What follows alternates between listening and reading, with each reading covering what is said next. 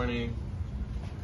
The Gemara Masech 26b tells us that there is no greater days for the Jewish people than the 2 days of Yom Kippur and Tu B'Av, the 15th of Av. Tonight is going to be Tu B'Av, 15th of Av.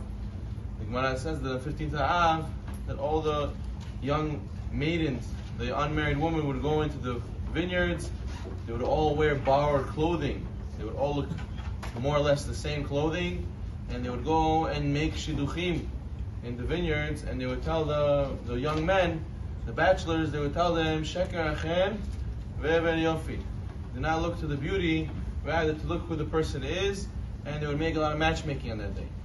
So therefore, there's many other good things that happen on this day of Tu B'Av. We're going to speak about it in a second. But the Halakha, Shulchan Aruch Maran writes, Shulchan Aruch in Siman Kuf Lamed Aleph, Sif Vav, the custom is not to say Tahanun on the day of Tu B'Av, and that means even the Mincha this afternoon is not going to be Tahanun because of Tu B'Av. So the Chazal tell us that also there was many other good things that happened on Tu B'Av. For example, the people who were decreed to die in the desert, the people who cried on the report of the spies, they stopped dying on the day of Tu B'Av, 15th of Av. The Gemara tells us also that there was a rule that a woman from one tribe cannot marry to a man of a different tribe when the Jewish people were in the desert, and afterwards, until this day of Tu B'Av, they annulled this decree. They removed this rule that you're allowed to marry other people from a different tribe.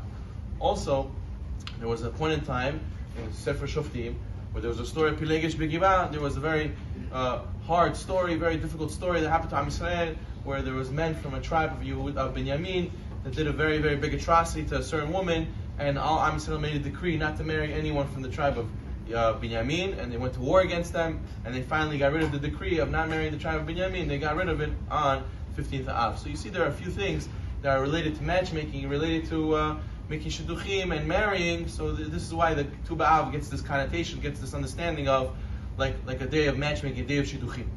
But the Gemara also says, interestingly, that the people who died in Beitar, there was a city called Beitar in the destruction of Beit HaMikdash.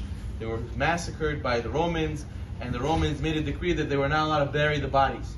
And they had to stack them like a wall of people on top of each other, and they were sitting there unburied for many years, until finally they got permission to go and bury these bodies, and the Chazal instituted the bracha, Tov Mitiv.